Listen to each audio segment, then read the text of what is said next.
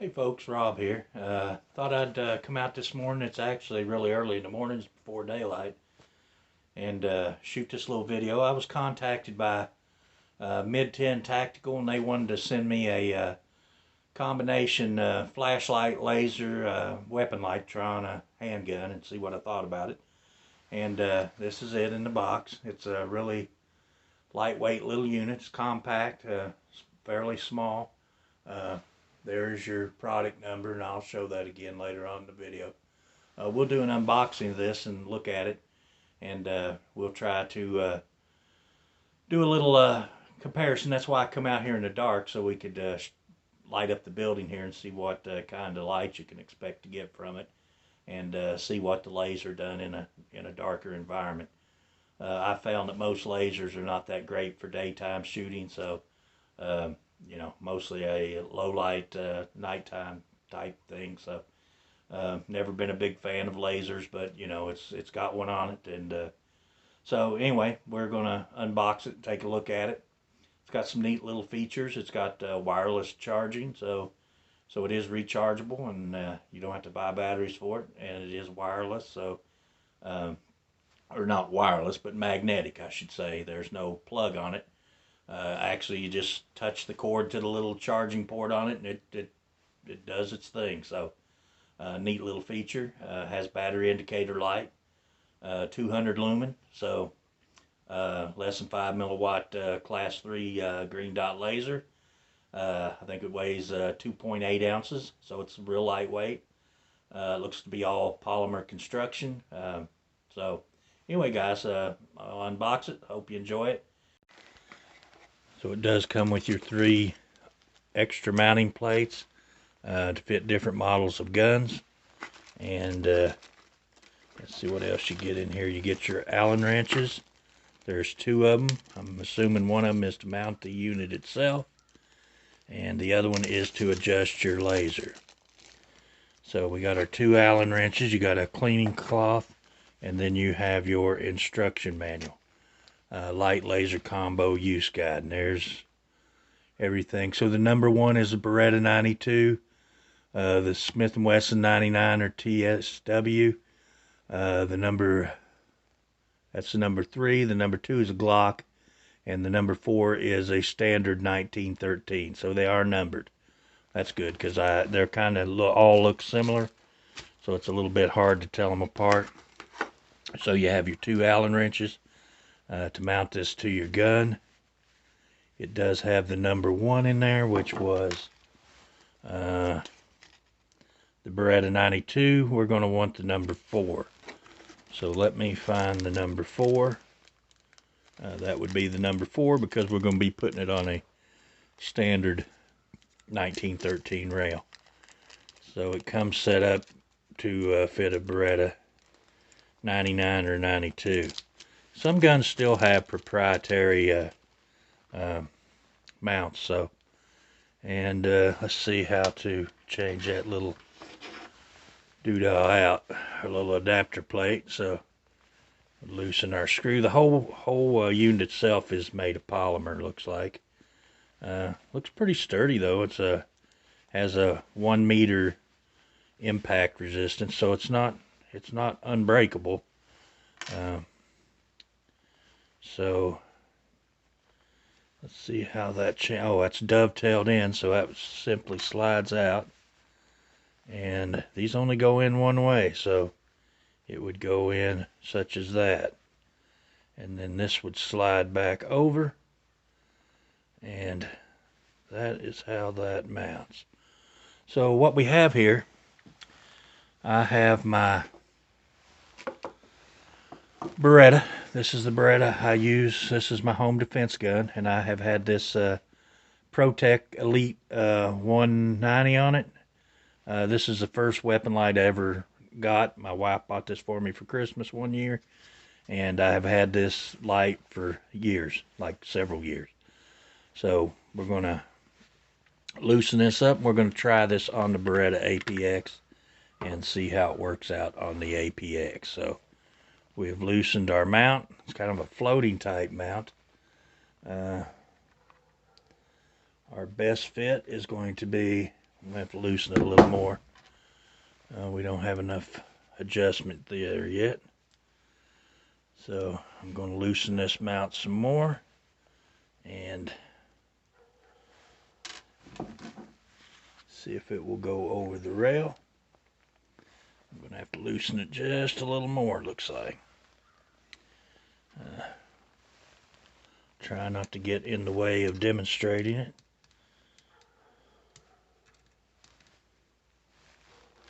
Am I on the right side? No. Nope. And you do have a battery indicator on the bottom. So we'll look at it a little more when I get this adjusted out enough for us to mount it to the gun.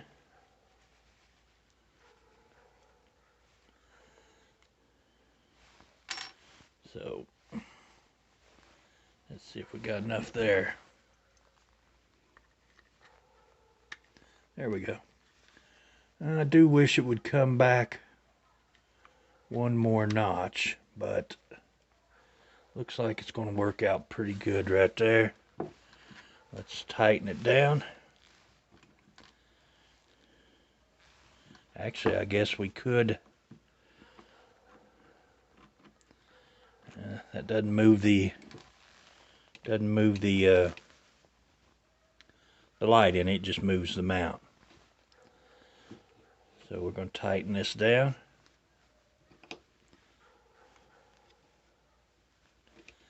And we're going to try this thing out.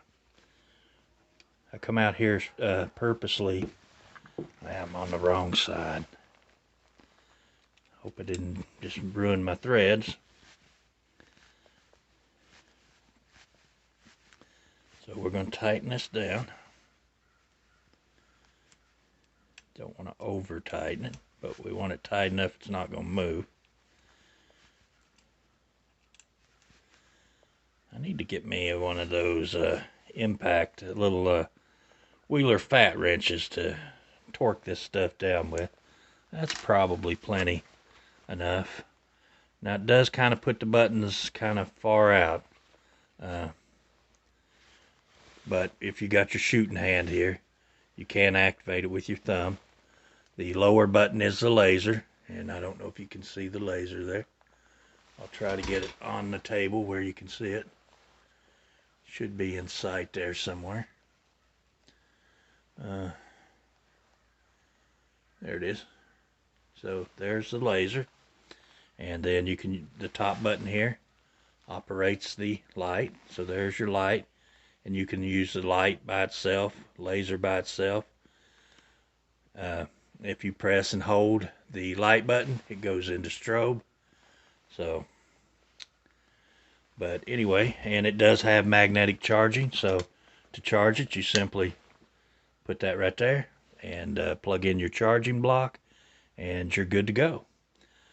So guys, that is a look unboxing of the FZ or ezshoot combination green laser and flashlight combo. This is 200 looms, so should be equivalently bright to this one, and we're going to look at that here in a minute. So I'm going to cut this off, and we're going to put you on a tripod. I come out here, like I said, early in the morning purposely. It's dark, or just breaking daylight. So we'll turn off lights here in the building, and we'll take a look at this and see how it looks, in a room size situation.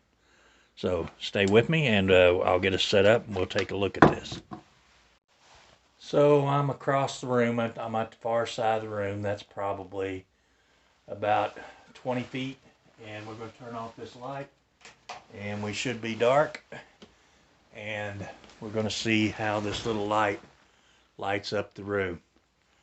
Like I said, there is your top button. That is just the light. It's fairly bright. It floods the room fairly well.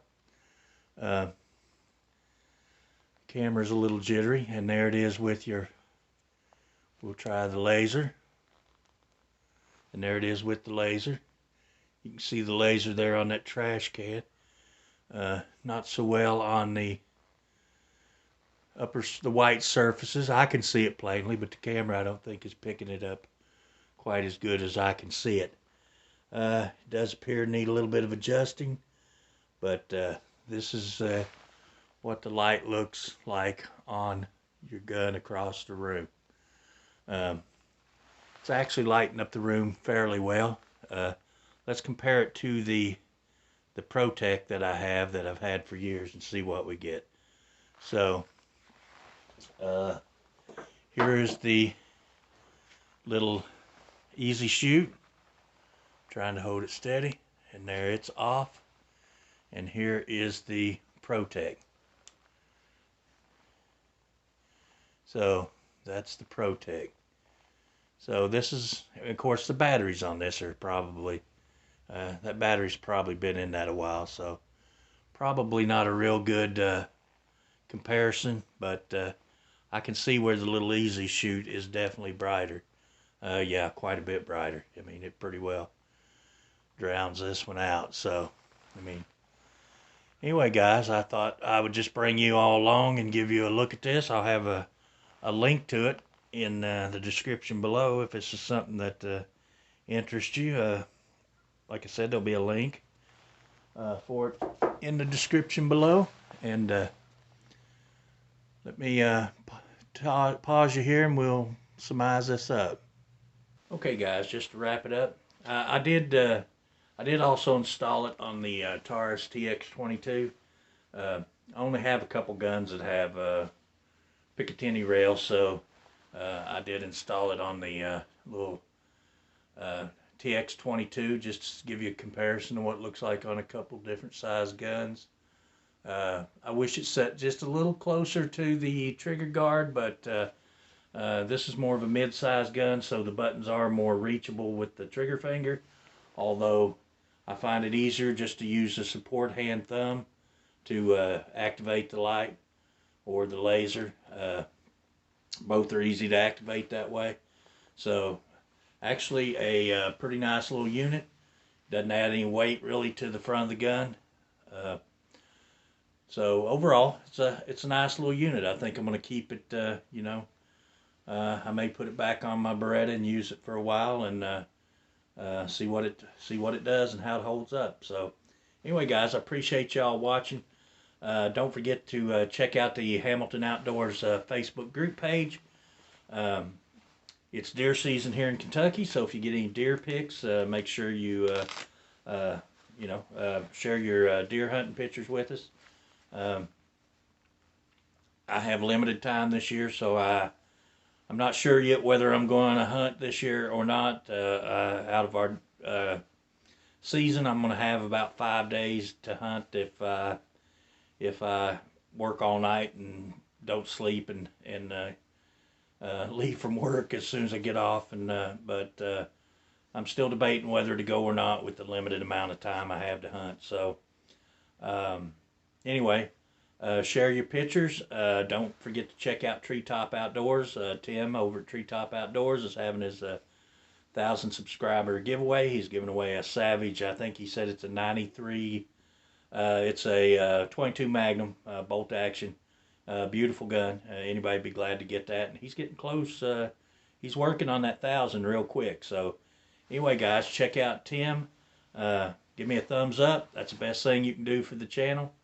That's the best way to support me, is leave those thumbs up, leave those comments, and I appreciate everybody that watches and takes time to watch my videos. And everybody have a blessed day and a good week, and stay safe out there. And you know, let's enjoy our country and our Second Amendment rights and our love of firearms, and let's spread it, our love and knowledge and wisdom, and far and wide. Let's share it with the masses and show everybody what this great amendment to our Constitution was all about. It was about the right for us to protect ourselves, our families, our properties, our livelihoods. Our you know, this is the one thing that makes men equal across the board. And I appreciate everybody.